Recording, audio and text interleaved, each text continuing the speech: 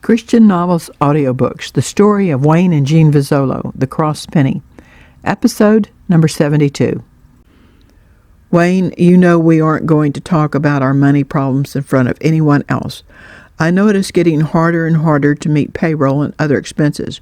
What those lowballers are trying to do is run us out of business and buy everything at deep, deep distressed prices. I wouldn't be surprised if they are somehow responsible for our seeds to have an extraordinary number of plants producing ugly produce. And I wouldn't be surprised if they are somehow behind the stolen produce. Wayne, I know you're working harder and harder, and so are your managers and foremen. And we're making less and less money. But you know as well as I do that God is still in control. Yes, honey, it's just so hard to trust him when things are like they are. If this continues, we will be totally out of business by the beginning of summer, if not way earlier. Now, Wayne, I know. Let's go call the insurance agent. I should have done that a long time ago on this equipment, Wayne said. But, darling, you really couldn't.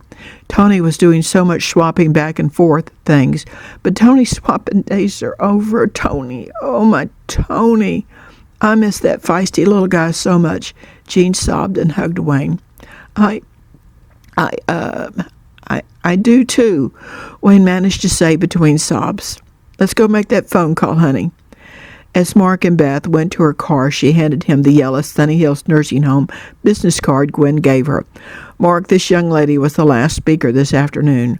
When I read your letter this morning and showed your framed ragged shirt, she gasped, and everyone could hear her ask, "He's alive?" She handed me this business card and wants to talk to you, and I promised I would give you the message. Do you know her? Mark looked at the card. Yes, I met her at my church. Rusty and I both liked her, but I thought she liked me more. I was going to introduce you to her when I got home from the Philippines, but her number was disconnected. I heard the Sunday I went to my church she had married Rusty. I don't want to talk about it anymore. Mark turned on the radio a little extra loud and took Beth on a tour of the whole area, being very careful to avoid Sunny Hills Nursing Home. At the corner drugstore, he found several music cassettes he thought he would like.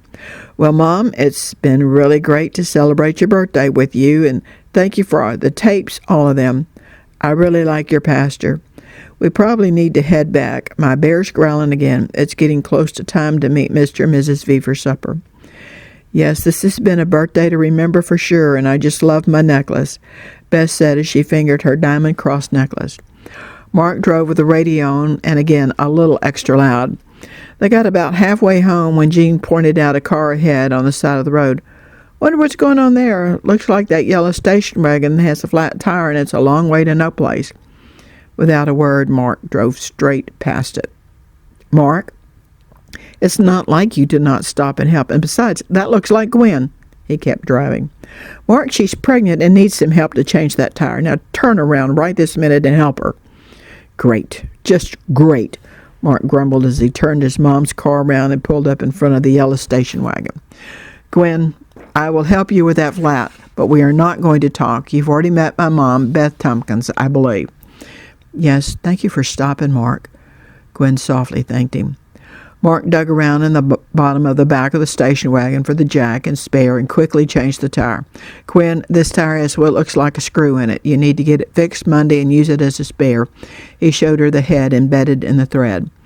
Thank you, Mark. She patted his arm. He quickly jerked his hand away and slung the flat tire and jack in the back. Closing the back door, he gruffly said, "You're welcome." Beth was stunned by his behavior. She watched him stalk back to her car.